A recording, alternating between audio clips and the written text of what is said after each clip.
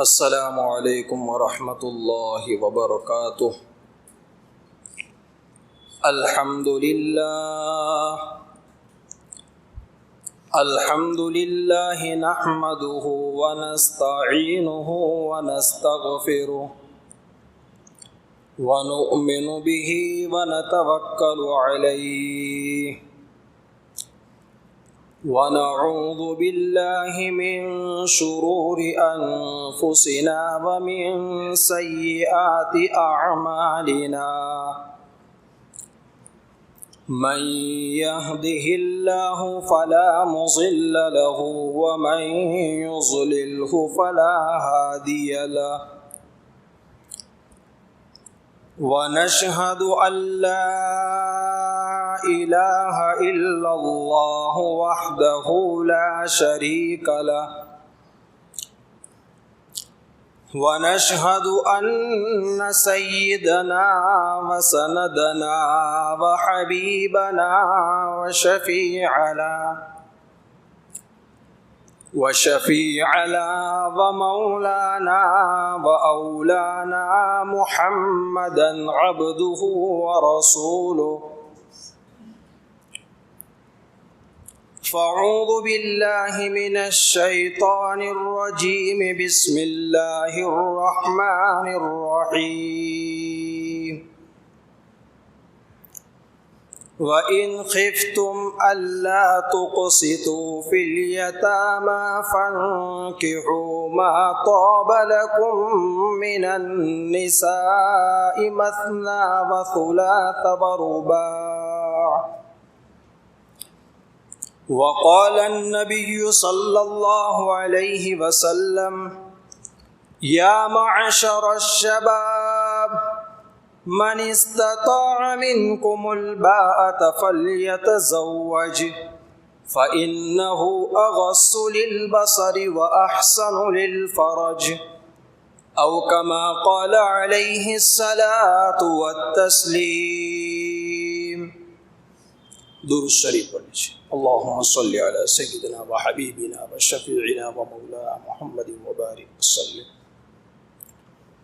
محترم عزیز ساتھیوں، دوستوں اور بزرگوں اور جوان ساتھیوں،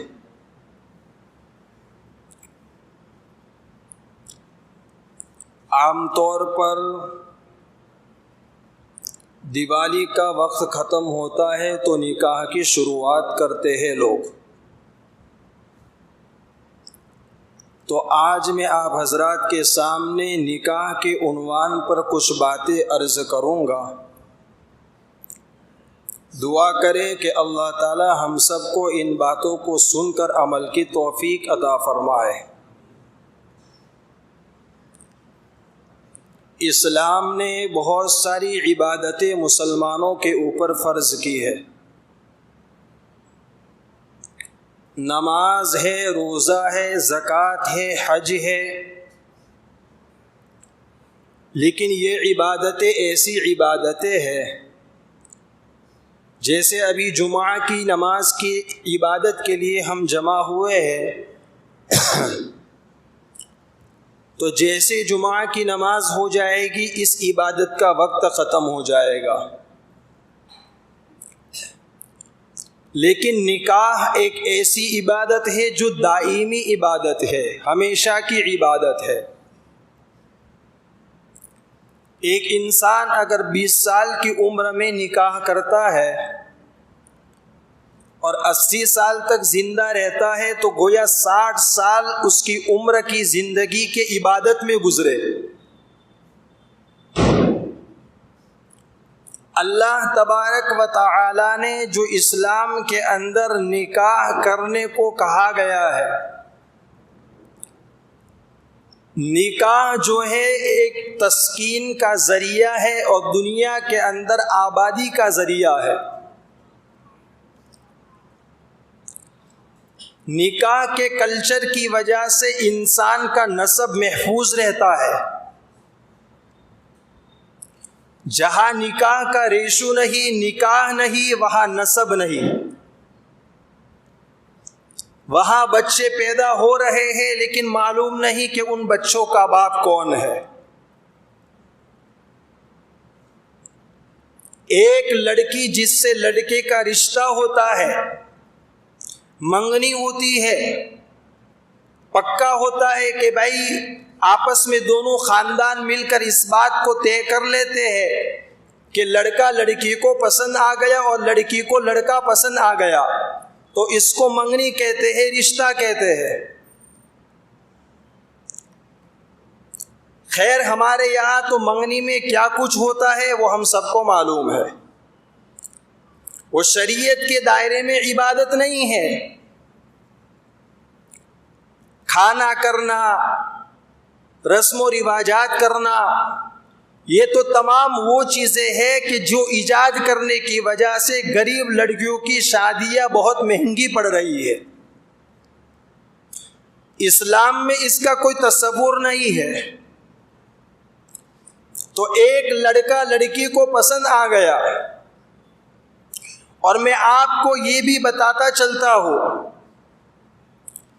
کہ عام طور پر لڑکا یہ سمجھتا ہے کہ ہمارے ماں باپ کے اوپر ہم نے پورا ڈال دیا ہے کہ امی اور ابو تم جس لڑکی کو پسند کرو گے میں اپنانے کے لیے تیار ہوں۔ یہ غلط بات ہے۔ تیرے امی اور ابو کو نکاح نہیں کرنا ہے، نکاح تجھے کرنا ہے، تجھے ڈیسائیڈ کرنا پڑے گا کون سی لڑکی تجھے پسند ہے۔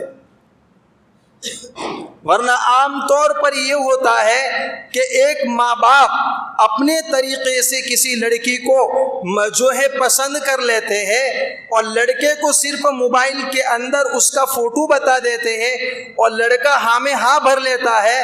پھر نکاح کے بعد پتہ چلتا ہے کہ آپس میں مودت اور محبت نہیں ہے، پھر وہ مسئلے مسائل کھڑے ہوتے ہیں، حتیٰ کہ طلاق تک نوبت پہنچ جاتی ہے۔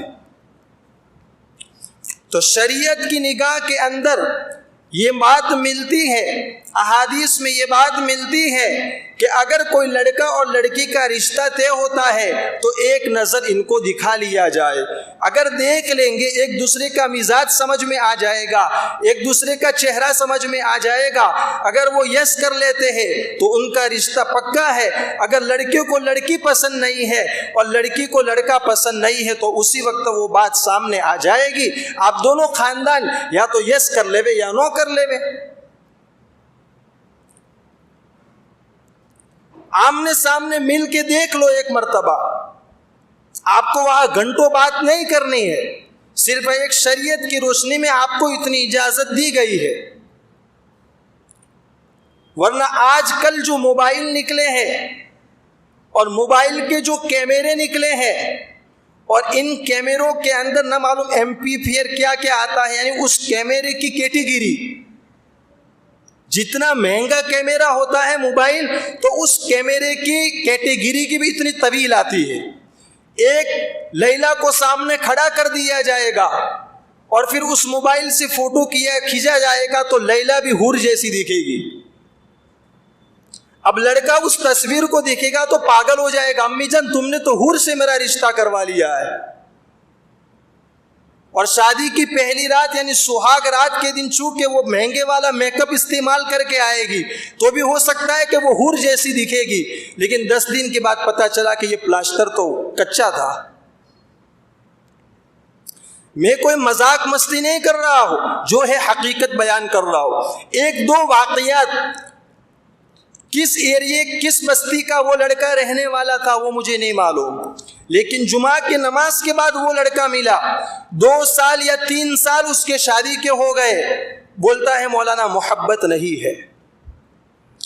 میں نے کہا کیوں محبت نہیں ہے؟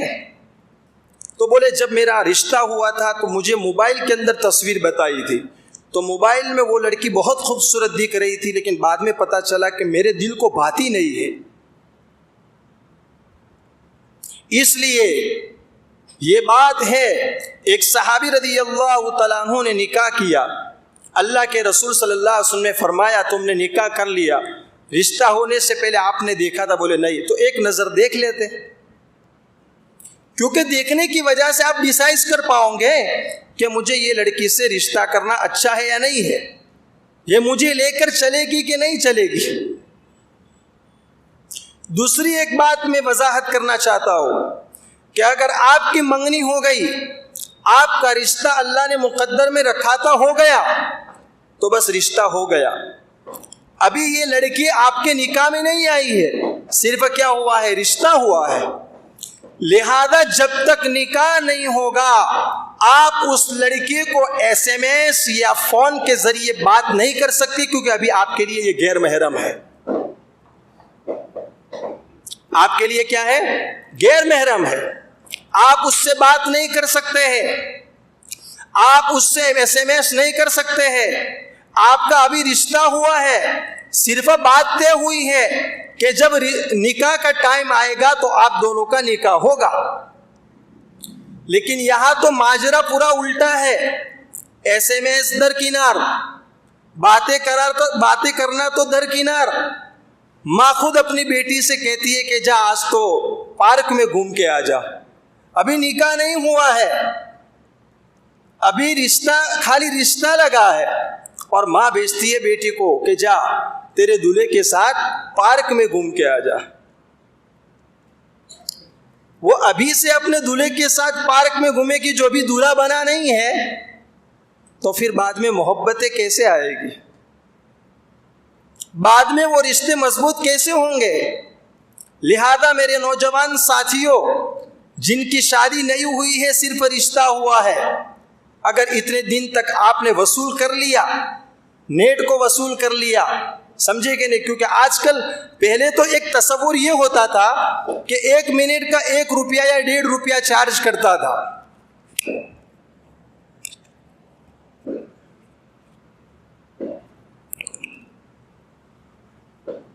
1 روپیہ یا 1.5 روپیہ چارج کرتا تھا تو ہر منگیتر سوچتا تھا، سمجھے کہ نہیں، کہ محترمہ صرف 24 گھنٹے میں آپ سے 10 منٹ بات کر سکتا ہوں، کیونکہ 10 منٹ کا 20 روپیہ کٹ جاتا ہے. اور ابھی تو 3 مہینے کا ریچارج کرواؤ، جتنی طویل باتیں کرنی ہو اتنی کرو. اور بعض لوگ یہ سمجھ کے بھی کرتے کہ کمپنی والے کا برابر وصول کرے. ارے وہاں اس کا تو وصول ہو جائے گا، لیکن یہاں تیرے نام اعمال میں گناہ کا ڈھیر ہو جائے گا. اس لیے یہ بات اگر آپ کو پہلے سمجھ میں نہیں تھی، آپ کے علم میں نہیں تھی، تو آج اس مجلس میں بیٹھ کر طے کرے کہ ہم اس طرح کا گناہ نہیں کریں گے، ہم اس طرح کا گناہ نہیں کریں گے. قرآن اور حدیث کی روشنی میں بھی نکاح کی ترغیب دی گئی ہے. نکاح ایک ایسی سنت ہے کہ جو انسان کی عفت اور عصمت دری کے لیے مضبوط قلعہ ہے. جہاں نکاح کا تصور نہیں، آپ مغربی کلچر کو اٹھا لیں، آپ یورپ کی تہذیب کو اٹھا لیں، وہاں نکاح کا تصور نہیں ہے، تو وہاں صرف بوائے فرینڈ اور گرل فرینڈ کا تصور ہے. تو جہاں بوائے فرینڈ اور گرل فرینڈ کا تصور ہوتا ہے تو اس گرل فرینڈ کو جب تک اس کا حسن و جمال باقی رہتا ہے وہ بوائے فرینڈ استعمال کرتا ہے. جب اس کے چہرے کی خوبصورتی ختم ہونا شروع ہوتی ہے، جب اس کے چہرے کی چمڑی لٹکنا شروع ہوتی ہے تو اس کو ٹیشو پیپر کی طرح پھینک دیا جاتا ہے. اور جہاں نکاح کا تصور ہے، جہاں نکاح ہے، ایک مجلس کے اندر گواہوں کی موجودگی کے اندر قاضی نکاح پڑھا کر ایک وہ رشتہ جو پہلے حرام تھا قبول کروا کے، ایجاب اور قبول کروا کے حاضرین کی مجلس کے اندر اس باہم رشتے کو مضبوط کرتا ہے، حلال کرتا ہے. وہ رشتہ، وہ نکاح کا رشتہ اتنا مضبوط اور پائیدار ہوتا ہے کہ یہ اس بات کی گواہی دیتے ہیں کہ جب تک زندگی رہے گی وہ محترمہ، وہ میرا شوہر جب تک زندگی رہے گی، جوانی رہے گی یا بوڑھاپا رہے گا، چہرے کی چمڑی لٹک جائے گی، خوبصورتی ختم ہو جائے گی، لیکن میں آپ کا رفیق حیات بن کر جیوں گا. اس کو ٹیشو پیپر کی طرح پھینک نہیں دے گا، کیونکہ اس نے نکاح کیا ہے. یہی تو اسلام ہمیں سکھاتا ہے، یہی تو اسلام کے اندر نکاح کا تصور ہے. آپ نکاح کو معمولی نہ سمجھے، نکاح عبادت ہے. اللہ قرآن میں فرماتا ہے وَإِن خِفْتُمْ أَلَّا تُقْسِطُوا فِي الْيَتَامَى فَانكِحُوا مَا طَابَ لَكُم مِّنَ النِّسَاءِ مَثْنَىٰ وَثُلَاثَ وَرُبَاعَ، کہ تم نکاح کرو ان عورتوں سے جو تم کو اچھی لگتی ہے، 2-2 3-3 اور 4-4. ڈرنا مت، عدد سن کے ڈرنا مت. سمجھ میں آیا کہہ رہے؟ 2 نکاح کرو، یعنی 2 بیویاں بھی رکھ سکتے ہو، 3 بیویاں بھی رکھ سکتے ہو، 4 بیویاں بھی رکھ سکتے ہو. سمجھے کہ نہیں؟ لیکن طاقت ہو تو انصاف کر سکتے ہو تو شریعت نے آزاد نہیں چھوڑ دیا ہے کہ آپ جس طرح چاہو نکاح کرو، نہیں، شریعت نے کہا وَإِنْ خِفْتُمْ أَلَّا تُقْسِطُوا، ایک جگہ فرمایا أَن تَعْدِلُوا، آپس میں برابری کر سکتے ہو تو۔ علامہ تھانوی رحمۃ اللہ علیہ کے بارے میں سنا، علامہ تھانوی بہت بڑے عالم دین اور بہت طویل ان کی تصنیفات ہے۔ حضرت نے 2 شادی کی تھی اور برابری کیسی تھی کہ بازار سے تربوز لاتے تھے حضرت تو 2 تربوز خریدتے تھے اور گھر لا کے دونوں تربوزوں کو بیچ میں سے کاٹتے تھے، ایک حصہ اس میں سے ایک حصہ اس میں سے ایک عورت کو دیتے تھے اور دوسری عورت کو ایک حصہ دیتے تھے۔ کسی نے کہا حضرت جب دینا ہی ایک ہی ہے تو پورا پورا اکھا اکھا دے دو نا، بیچ میں سے بھاگ کر کے ایک اس میں سے ایک۔ تو کہا کہ مجھے اس بات کا اندیشہ ہے کبھی کوئی پھیکا اور کوئی میٹھا نکل جاوے، کبھی کوئی پھیکا اور میٹھا نکل جاوے۔ اگر ایک پھیکا ایک میٹھا ہے تو ایک ٹکڑا میٹھے کا جائے گا، ایک پھیکے کا جائے گا، تو انصاف ہو جائے گا، اللہ کے وہاں میری گرفت نہیں ہوگی۔ اللہ کے رسول صلی اللہ علیہ وسلم نے نکاح کیا، میں نے اس سے پہلے بھی بتایا تھا، کبھی اس موضوع کو انشاءاللہ میں لوں گا کہ جو آپ علیہ السلام کے نکاح کے اوپر دشمنان اسلام جو اپنی زبان کو دراز کرتے ہیں، کچھ روشن خیال لوگ اللہ کے رسول صلی اللہ علیہ وسلم کی ذات گرامی پر کیچڑ اچھالنے کی کوشش کرتے ہیں، تو انشاءاللہ کبھی اس موضوع کو تفصیل کے ساتھ لیں گے۔ اللہ کے رسول صلی اللہ علیہ وسلم ہر ازواج کے بارے میں انصاف کرتے تھے، باری مقرر کرتے تھے، آپ اس باری کے اندر جاتے تھے، کھانے کی بھی باری مقرر ہوتی تھی، اور اس وقت کے سوکنوں کی بھی حالت یہی تھی۔ ایک مرتبہ غالباً حضرت عائشہ رضی اللہ تعالیٰ عنہ کا جو ہے باری تھی کھانا لے کر جانے کی، تو عام طور پر گھر میں کوئی اچھی چیز پکتی ہے تو ہر ایک کی خواہش ہوتی ہے کہ جو ہے میاں کو اور شوہر کو دے دی جاوے۔ تو ایک ازواج مطہرات میں سے ایک جو ہے بیوی اللہ کے رسول کے لیے کچھ برتن کے اندر مالیدہ بنایا تھا، وہ لے کر پیارے آقا صلی اللہ علیہ وسلم کی خدمت کے اندر لے کر جانے کی کوشش کی۔ حضرت عائشہ نے دیکھ لیا تو یوں کر کے گھسا مارا، برتن توڑ دیے، بولے آج میری باری ہے، تو کیوں لے کر جا رہی ہے؟ تو یہ تو ہوتا آ رہا ہے۔ تو شریعت نے کہا 2-2 3-3 4-4، لیکن اس وقت جب آپ کے اندر طاقت ہو، آپ برابری کر سکتے ہو، آپ نان و نفقہ کے اندر برابری کر سکتے ہو، ورنہ اگر آپ نہیں کر سکتے ہیں، آپ کو اپنی ذات کے اوپر بھروسہ نہیں ہے، تو آپ ایک نکاح کے اوپر جو ہے کیا کرے، بس کرے۔ لیکن نکاح کرنا ہے کیونکہ قرآن نے ترغیب دی، اچھی عورتوں سے نکاح کرو تو جو تم کو اچھی لگے۔ اور اتنا ہی نہیں، اللہ کے رسول صلی اللہ علیہ وسلم نے حدیث میں بھی فرمایا نکاح کی ترغیب میں، کیا فرمایا؟ من تزوج فقد استکمل نصف الایمان ومن یتق اللہ نصف الباقی، جو شخص نکاح کرتا ہے گویا اس نے اپنا آدھا ایمان پورا کر لیا، اب اللہ سے ڈر کر بقیہ آدھا ایمان پورا کر لے۔ کیونکہ جب تک نکاح نہیں ہوتا ہے تو انسان شرمگاہ سے گناہ کرتا ہے، منہ سے گناہ کرتا ہے، جب نکاح ہو جاتا ہے تو شرمگاہ کے گناہ سے، آگ کے گناہ سے بچ جاتا ہے، گویا اس نے اپنے آدھے ایمان کی حفاظت کر لی، بقیہ اللہ سے ڈر لے، آدھے ایمان کی اور حفاظت ہو جائے گی، تیرا پورا ایمان ہو جائے گا۔ لیکن یہ اس وقت ہوگا جب بیوی دیندار ہو، بیوی نیک ہو۔ اس لیے حضرت ابو ہریرہ رضی اللہ تعالیٰ عنہ کی روایت مشکات شریف کتاب النکاح میں نے جو پہلی عبارت پڑھی، یا معاشر الشباب من استطاع منکم الباءۃ فلیتزوج فإنہ اغض للبصر واحسن للفرج، یہ مشکات کی پہلی روایت، مشکات جلد دوم کی پہلی روایت ہے یہ۔ اس کے بعد میں حضرت ابو ہریرہ کی روایت آتی ہے کہ کون سی عورتوں سے نکاح کیا جاوے، تنکح المرأة لأربعین ولزوجها ولمالها ولحسبها ولجمالها ولدینها فاصفر بذات الدین تربت یداک۔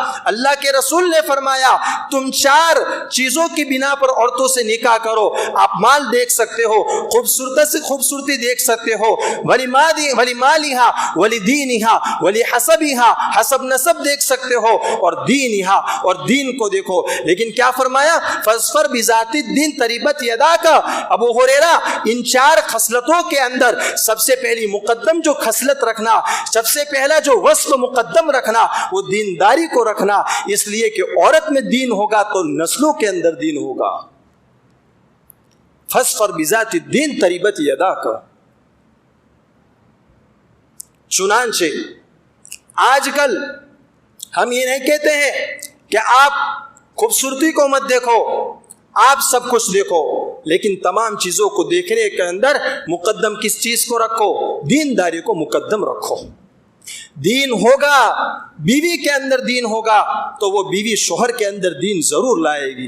بیوی کے اندر دین ہوگا تو اس کی کوکھ سے پیدا ہونے والے بچوں کی جو ہے زندگیوں میں دین آئے گا۔ جب اس کی زندگیوں میں دین آئے گا پورے گھرانے کے اندر دین آئے گا۔ اور اگر آپ نے کسی بے دین عورت کو چن لیا ہے صرف خوبصورتی کو دیکھ کر، صرف مال کو دیکھ کر، جیسا کہ آج کل معاشرے میں ہو رہا ہے، ایک لڑکی کی ماں کا ذہن، ایک لڑکے کے باپ کا ذہن ایسا بن چکا ہے، وہ کیا بن چکا ہے؟ ذہن ایسا بن چکا ہے کہ جب لڑکے کا رشتہ کرتا ہے تو دیکھتے ہیں کہ لڑکی کا باپ کا کاروبار کیا ہے، وہ میرے لڑکے کو دہیز میں کیا دے سکیں گے۔ یہ آج کی ذہنیت اور آج کی سوچ ہو گئی ہے، جو شریعت کی نگاہ کے اندر یہ سوچ بالکل غلط ہے۔ تو حدیث کی رو سے اللہ کے رسول نے یہ فرمایا، کیا فرمایا؟ نکاح کرو۔ نکاح کرنے کی وجہ سے کیا ہوگا؟ یہ ہوگا کہ آپ کا آدھا ایمان باقی رہ جائے گا، پھر اللہ سے ڈر کا بقیہ ایمان آپ جو ہے مکمل کر۔ تیسری چیز اللہ کے رسول صلی اللہ علیہ وسلم نے فرمایا، نوجوانوں کی ترغیب دی، نکاح کی ترغیب دی، وقت ہو بھی گیا، کیا فرمایا؟ یا معشر الشباب، اے نوجوانوں کی جماعت، من استطاع منکم الباءۃ فلیتزوج، جب تم نکاح کرنے کی طاقت رکھتے ہو تو نکاح کرو۔ نکاح کرنے سے کیا ہوتا ہے؟ فإنہ اغص للبصر، تمہاری نگاہیں جھک جائے گی، واحسن للفرج، اور تمہاری شرمگاہ پاک دامن بن جائے گی۔ لہذا اگر کوئی طاقت رکھتا ہے تو اس کو چاہیے کہ وہ نکاح کرے۔ نکاح کے اندر برکت ہی برکت ہے۔ نکاح کرنے کی وجہ سے اللہ تبارک و تعالی نے 3 شخصوں پر مدد کا ذمہ لیا ہے۔ ایک وہ شخص جو اللہ کے راستے میں جہاد کرنے والا، المجاہد فی سبیل اللہ، جو اللہ کے راستے میں جہاد کرتا ہے، اللہ نے ذمہ لیا ہے اس کی مدد کا۔ نمبر 2 وہ غلام جو اس لیے رقم جمع کرتا ہے تاکہ وہ غلامی سے آزاد ہو جائے، مکاتب بن جائے، اللہ نے اس کی مدد کا ذمہ لیا ہے۔ نمبر 3 والناکح، وہ نکاح کرنے والا جو نکاح صرف اس بیج کے اوپر کرتا ہے تاکہ وہ پاک دامن بن جائے، اللہ نے اس کی مدد کی ذمہ داری دی ہے۔ در مختار فقہ حنفی کی ایک کتاب ہے، اس کے حوالے سے کتابوں میں لکھا ہے کہ نکاح ایک ایسی عبادت ہے، 2 چیزیں ایسی ہیں جو حضرت آدم علیہ السلام سے لے کر خاتم النبیین محمد صلی اللہ علیہ وسلم تک، وہ دونوں کی دونوں چیزیں آج تک محفوظ ہیں، ایک ایمان اور دوسرا نکاح۔ شروع سے نکاح چلا آ رہا ہے۔ دوسری بات، اللہ کے رسول صلی اللہ علیہ وسلم نے فرمایا اسلام میں رہبانیت نہیں ہے۔ کیا مطلب؟ اگر کوئی شخص، بعض لوگوں کی عادت ہوتی ہے، سمجھے کہ نہیں، اپنے آپ کو نامعلوم کیا سمجھتے ہیں، وہ کیا کہتے ہیں، ارے نکاح کر کے کیا کرنا ہے، یعنی ان کی ایکشن اس طرح کی ہوتی ہے، ایکچولی نکاح کریں گے تو پھر نان و نفقہ کا مسئلہ ہوگا، نکاح کریں گے تو بچے پیدا ہوں گے، بچوں کی پڑھائی کا مسئلہ ہوگا، گھر کا مسئلہ ہوگا، یہ بہت سارے ٹینشن کون پالے گا، بغیر نکاح کے رہنے میں مزہ ہے۔ یہ لوگ حدیث کے خلاف کر رہے ہیں۔ پیارے آقا صلی اللہ علیہ وسلم نے ارشاد فرمایا، کچھ صحابہ کے بارے میں آپ نے سنا کہ وہ لوگ ترک لذات کو ختم کرنا چاہتے ہیں، لذتوں کو ختم کرنا چاہتے ہیں، رہبانیت کو اختیار کرنا چاہتے ہیں، یعنی نکاح کرنا نہیں چاہتے، اپنے اندر کی خواہش کو ختم کرنا چاہتے ہیں۔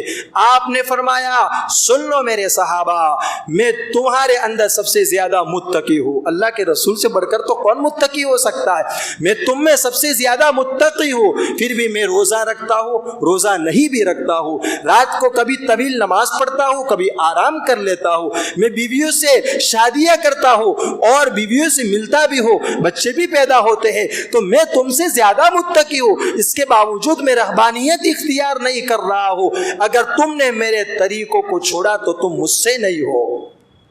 اللہ کے رسول نے وعید فرمائی ہے کہ جو نکاح کرنے کی طاقت رکھتا ہو, طاقت رکھنے کے باوجود اگر وہ نکاح نہیں کرتا ہے تو سمجھ لینا کہ وہ اللہ کے رسول کے طریقے سے اعراض کر رہا ہے. آپ نے فرمایا النکاح من سنتی قال فمن رغب عن سنتی فلیس منی. جب دلہے کا نکاح ہوتا ہے تو یہ حدیث ارے پڑھی جاتی ہے نا, صرف پڑھی نہیں جاتی ہے, کنکوتری کے اوپر بھی چھاپتے ہیں. کس کے اوپر؟ ہاں, حدیث کو کنکوتری کے اوپر بھی لکھتے ہیں. پھر کنکوتری سب جگہ بٹتی ہے تو جہاں دعوت جاتی ہے وہ کنکوتری محفوظ رکھتا ہے. جب بریانی کھا لی تو کنکوتری کچرے کے ڈھیر میں. کنکوتری کہاں جاتی ہے؟ اب جب کچرے کے ڈھیر میں جائے گی تو حدیث کی بے ادبی ہوگی کہ نہیں ہوگی؟